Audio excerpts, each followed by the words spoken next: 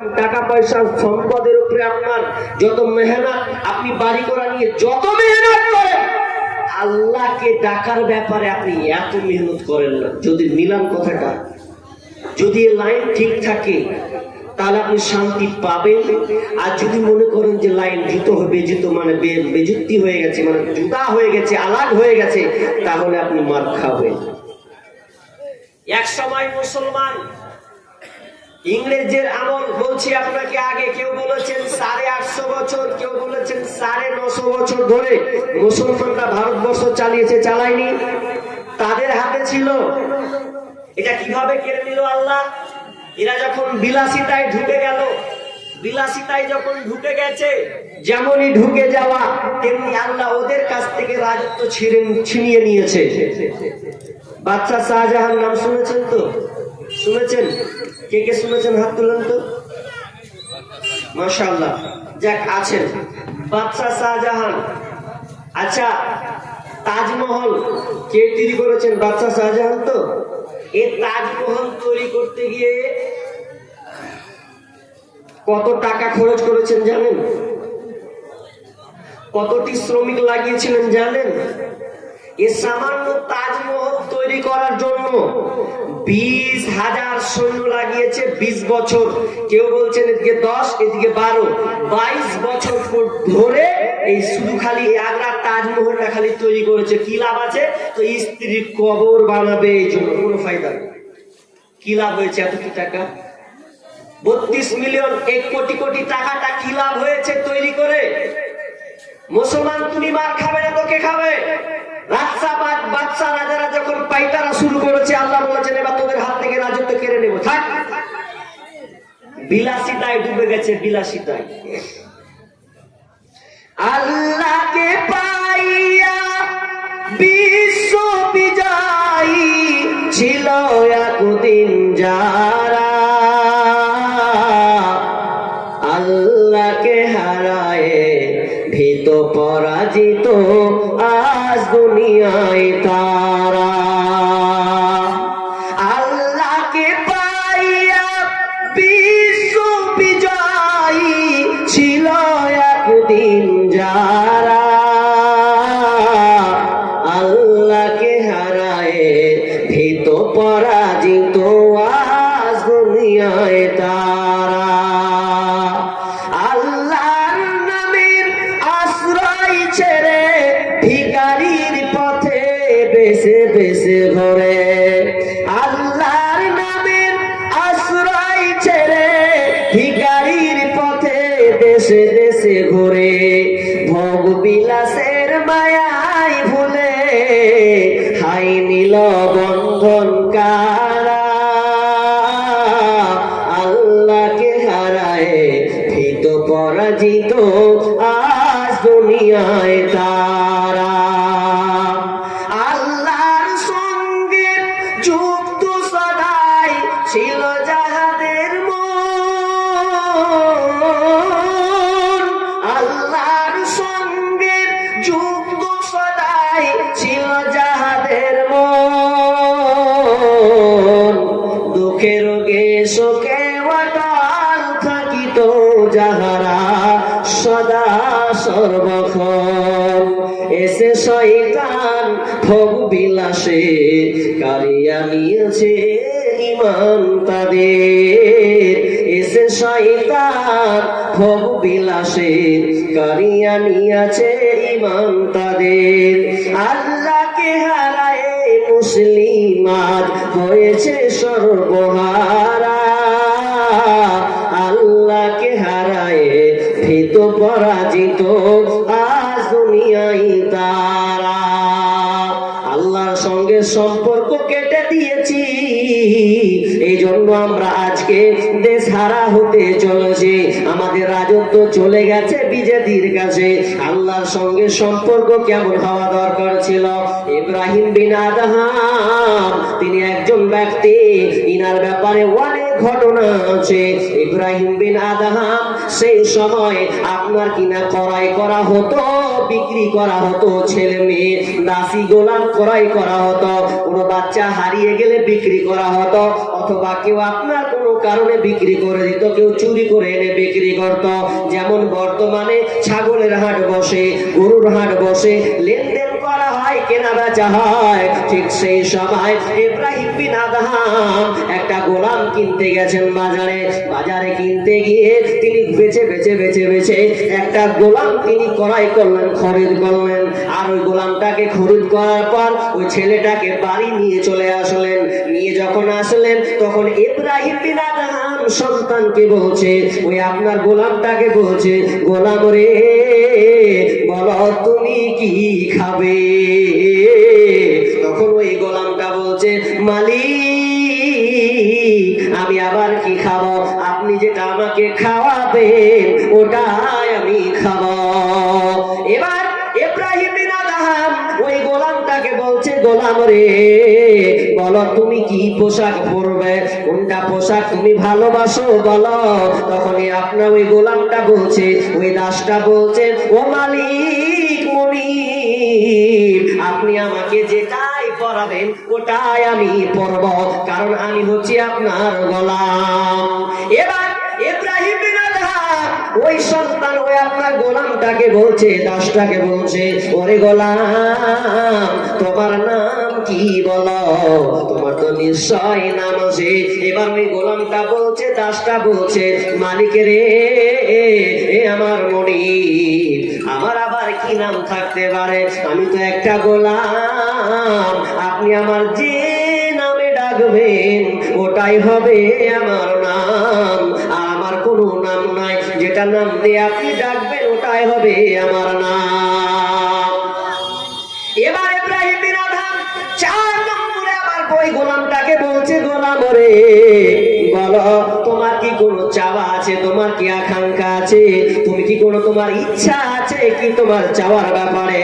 এবার ইব্রাহিম বিন আদহামকে যখন প্রশ্ন করলেন তখন ওই গোলামটা বলছে, মালিক এই গোলামের কি আবার আবদার থাকতে পারে? এর আবার কি চাহাত থাকতে পারে?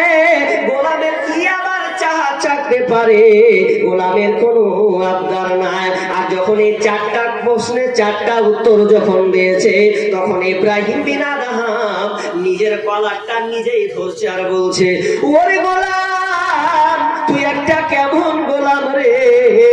আমি একটা আল্লাহর বান্দা হয়ে আল্লাহর সঙ্গে আমাকে যেমন ব্যবহার করা দরকার ছিল আমি মাবুদের সঙ্গে কেমন ব্যবহার করব রে? ওই ব্যবহারটা গোলাম আমার সঙ্গে করেছে।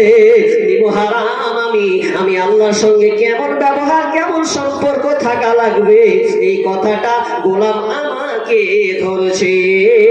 তার মানে বলতে চাইলাম যে আল্লাহ এবং বান্দার সঙ্গে কেমন কানেকশন কেমন সম্পর্ক থাকবে। আজকে আমরা মুসলমান লাঞ্ছিত হয়েছি আল্লাহকে ছাড়ার কারণে।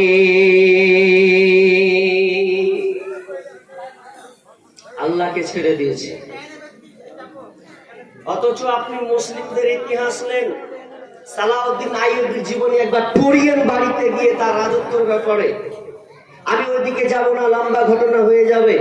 শুধু একটা ইঙ্গিত করব যে মুসলিমদের কারণে সূর্যকে আল্লাহ থামিয়ে দিয়েছিলেন, ইতিহাস জানা আছে আপনাদের। ইউসা বিন নুন, মুসা নবীর জামানা, মুসা নবী অনেক চেষ্টা করলেন, কমকে বুঝালেন, বুঝিয়ে তারা শুনলো না। মাত্র 2 জন লোক দাঁড়িয়ে বলেছিল, হে আল্লাহর নবী আমরা প্রস্তুত আছি, আমরা দুজনে টকবগে যুবক, আমরা লড়াই করব, কেউ আর হাত তুলেনি। তখন নবী মুসা আল্লাহকে বলেন, আল্লাহ আমি আর পারলাম না, এই কমকে আপনি দেখলেন। আল্লাহ তখন 40 বছর আযাব চাপিয়ে দিলেন এই উম্মতের উপরে, এই বনী ইসরাঈলের উপরে। আযাব যখন চাপিয়ে দেওয়া হলো, চাপিয়ে দেওয়ার পর শেষ খতম, সংশোধন পর বুঝতে পারলো খেলার নাম বাবাজি।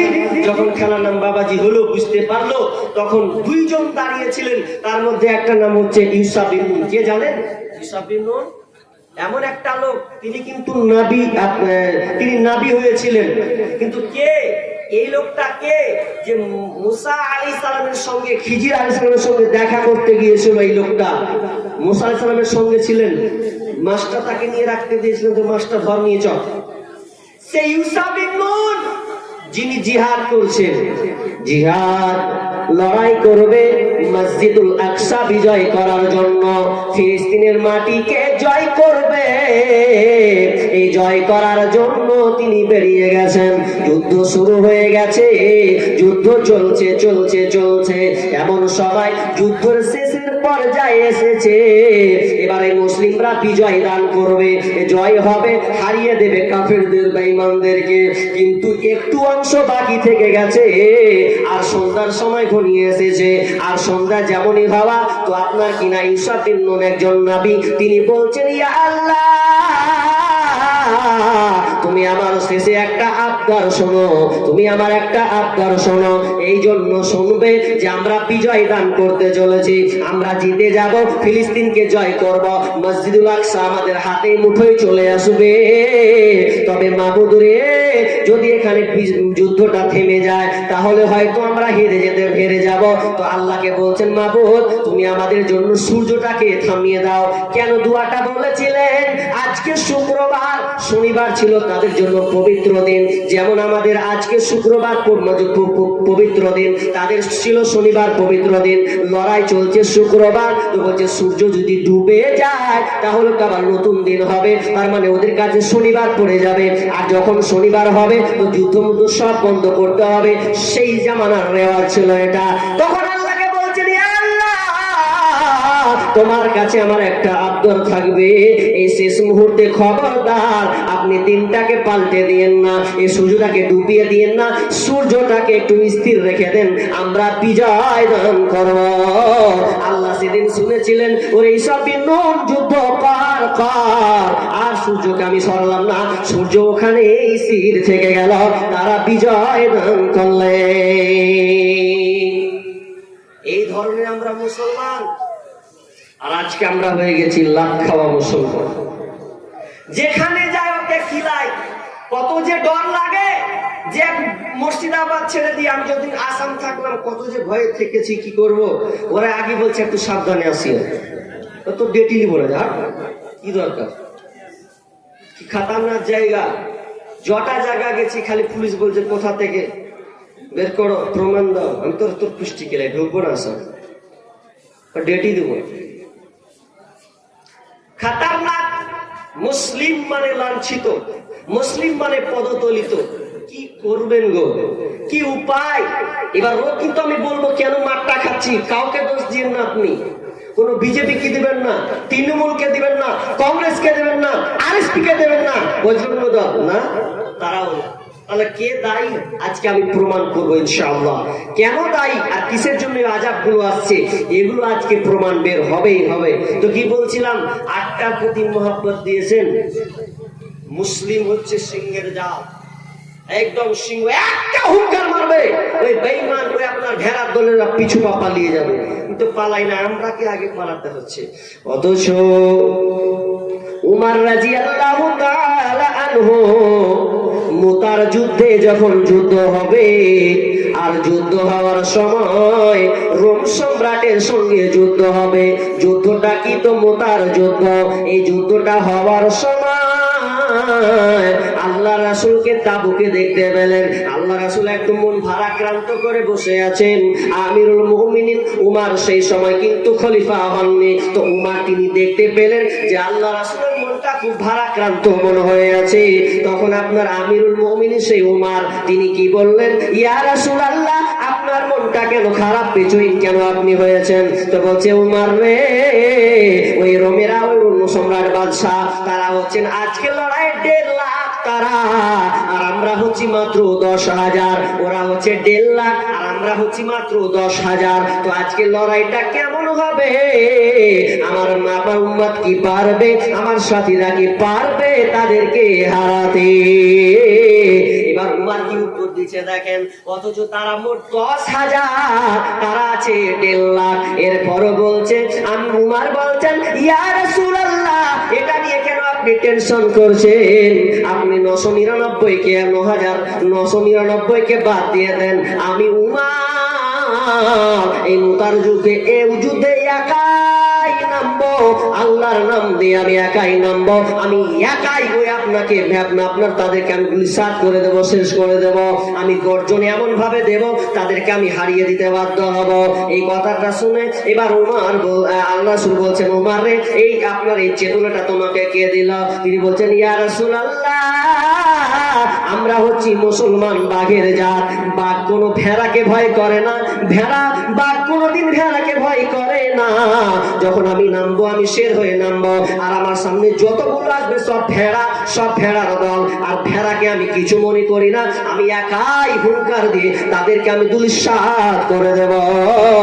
তখন আল্লাহ রাসূল বললেন, উমর, আল্লাহ যেন তোমাদের তাই করে। তাদের ঈমানি চেতনা স্পৃহা দেখেন, যে কিছুই মনে করি না, 1.5 লাখ হোক আর 2 লাখ হোক, আমরা আছি 10,000 কেন, আমি একাই 100 কাবু। ঈমানি জজবা দেখছেন? আর আমাদের ঈমান খালি কিছুদিন আগে খালি করোনা কি বললো রে, ওই এনআরসির কথা বললো না, এনআরসি যখন শুরু করে দিয়েছে, এত মন খারাপ। ওই যে কি 63 বছরকার আগে ওই কি বের করতে হবে, দলিল বের করতে হবে।